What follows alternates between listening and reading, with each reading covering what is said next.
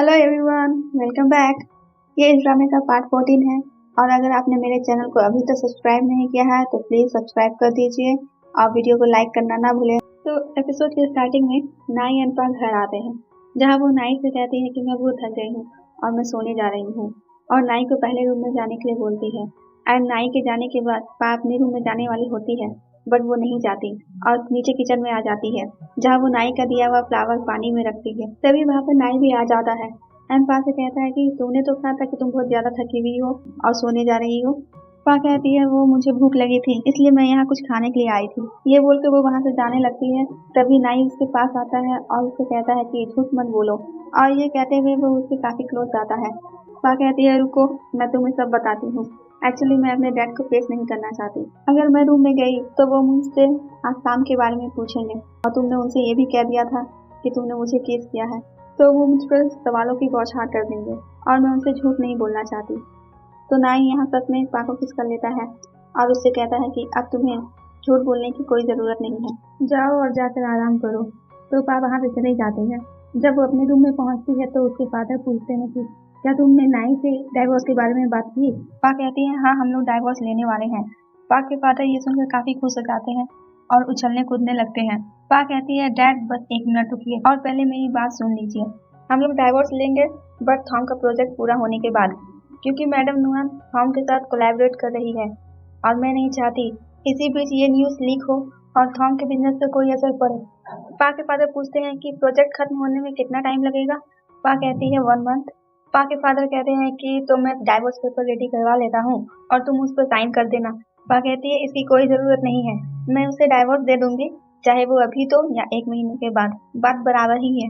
Next दिन में नुआन किसी से फोन पर बात कर रही होती है और उससे कहती है कि डोंट डिसअपॉइंट मी। तभी वहाँ पर सेक्रेटरी भी आ जाता है और वो मैडम नुआन से पूछता है कि आप किससे बात कर रही थी। नुआन कहती है मैंने यूएसए में किसी को पा का सीक्रेट पता लगाने को कहा है और मैं उसकी पास्ट लाइफ जानना चाहती हूँ। एंड पा और उसके फादर ने मुझे बहुत परेशान किया है और मेरी बहुत इंसल्ट भी की है, इसलिए मैं इन दोनों से अपने इंसल्ट का बदला लूंगी पा का सीक्रेट जानकर।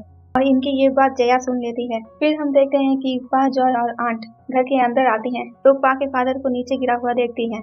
अपने फादर को इस तरह से देखकर काफी डर जाती है और वो उन्हें उठाने लगती है। अभी पा के फादर सडनली उठ जाते हैं और वहाँ पे सारे मेट भी आ जाते हैं और कहते हैं कि हमें आज मैडम नुआन ने बोनस दिया है, इसलिए हमने सोचा कि थोड़ी मस्ती हो जाए। तभी वहाँ पे जया भी आती है और पा से कहती है कि मुझे आपको कुछ इम्पोर्टेंट बताना है। फिर वो पा को बाहर लेकर आती है और उसे सारी बात बताती है कि मैडम नुआन यूएसए में किसी से बात कर रही थी और आपका सीक्रेट पता लगाने को बोला है, ताकि वो आपसे और आपके फादर से बदला ले सके आपके सीक्रेट के थ्रू। पा ये सुनकर कहती है कि वो अभी भी नहीं सुधरी है। तो जया कहती है क्यों ना आप भी मैडम नुआन का सीक्रेट उनके खिलाफ यूज करें, जिस तरह से वो आपके साथ कर रही हैं। पा कहती है लेकिन मुझे तो मैडम नुआन का सीक्रेट पता ही नहीं है, तो मैं ये सब कैसे करूँगी। जया मुस्कुराती है और कहती है कि आपको सिर्फ एक ही इंसान बता सकता है इसके बारे में। फिर वो कहती है कि मैंने एक बार मैडम नुआन और सिंकॉन को झगड़ते हुए देखा था, जहाँ सिंकॉन मैडम नुआन से कह रहे थे कि मैं तुम्हारा अच्छा फ्रेंड हूँ, इस बात को कभी मत भूलना, क्योंकि तुम्हारा सीक्रेट मैंने अभी तक छुपा कर रखा है। जया कहती है मैंने ये बात किसी को नहीं बताई है, बट आपको बता रही हूँ क्योंकि मैं चाहती हूँ कि आप हमेशा हम लोगों के साथ रहे। पा कहती है तुम टेंशन मत लो, मैं तुम्हें निराश नहीं करूँगी। फिर हम थॉम एंड लीटा को देखते हैं, जहाँ लीटा थॉम से कहती है कि तुम्हें सिर्फ मेरे डैड की वजह से इस प्रोजेक्ट में मुझे लेना पड़ा है।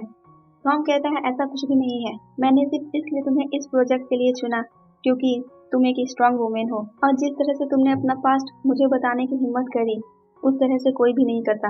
एंड तुम्हारे साथ इतना सब कुछ हो गया, तुमने फिर भी हिम्मत नहीं हारी और अपना पास्ट भूलकर आगे बढ़ी, तो इसलिए मैंने तुम्हें सेलेक्ट किया है। फिर वो लीटा से कहता है कि क्या मैं तुमसे कुछ पूछ सकता हूँ। लीटा कहती है हाँ जरूर पूछो। टॉम कहता है आखिर नाई में ऐसा क्या है जो हर कोई उसे पसंद करता है। रीटा बताती है कि वो जेंटलमैन है, काइंड है, ऑनेस्ट है, गुड पर्सन है, इसलिए सब उसे पसंद करते हैं। फिर वो दोनों जब बाहर आते हैं तभी रीटा की नजर नाई पे पड़ती है और थॉम से कहती है कि देखो वह नाई है। थॉम कहता है कि चलो उससे चलकर मिलते हैं। लीटा उसे रोकती है और कहती है कि मैं नहीं चाहती कि हम दोनों को नाई एक साथ देखे। ये बोलकर वो थॉम को वहाँ से ले जाने लगती है, बट नाई इन दोनों को एक साथ देख लेता है। लीटा के जाने के बाद नाई थॉम के पास आता है और कहता है कि तुम दोनों मुझे देखकर भाग क्यों रहे थे। थॉम कहता है तुम खुद ही जाकर लीटा से पूछ लो। तो नाई कहता है कि कहीं तुम और लीटा। थॉम कहता है कि एक सेकंड रुको, कहीं तुम ये तो नहीं सोच रहे हो कि हम दोनों एक दूसरे को सीक्रेटली डेट कर रहे हैं।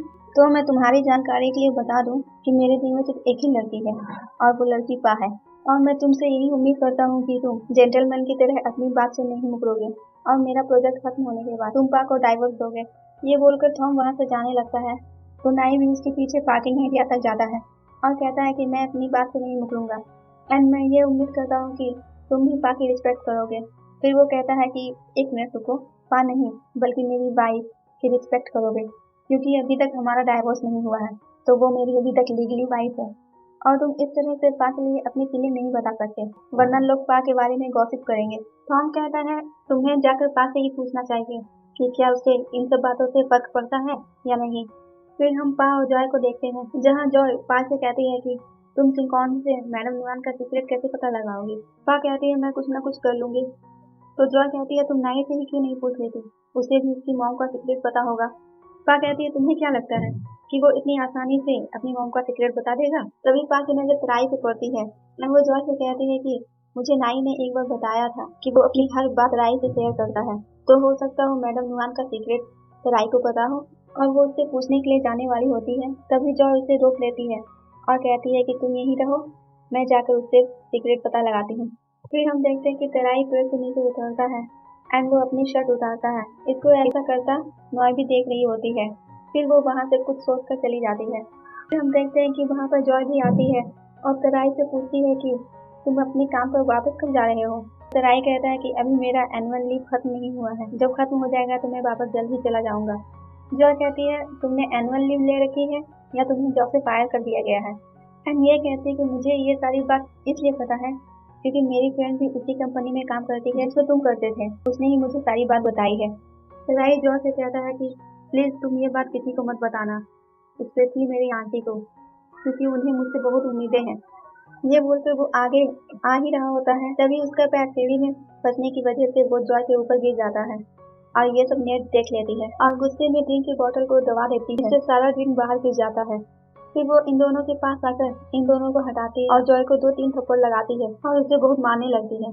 तभी वहाँ पर मेट्स भी आ जाती हैं और पा भी भागकर इनके पास आती है और इन्हें अलग करती है। एंड नेट कहती है कि तुम्हारी हिम्मत कैसे हुई मेरे बॉयफ्रेंड को सेड्यूस करने की। नेट सुनकर कहती है बॉयफ्रेंड। तो तराई कहता है प्लीज आप अपने आप को मेरी गर्लफ्रेंड कहना बंद करें, इससे आपको ही परेशानी होगी। फिर वो तराई से पूछती है कि तुम्हें वो कब से सेड्यूस कर रही है। जो कहती है मैंने कभी भी तराई को सेड्यूस करने की कोशिश नहीं की। तो नेट कहती है तुम झूठ बोल रही हो झूठी लायक।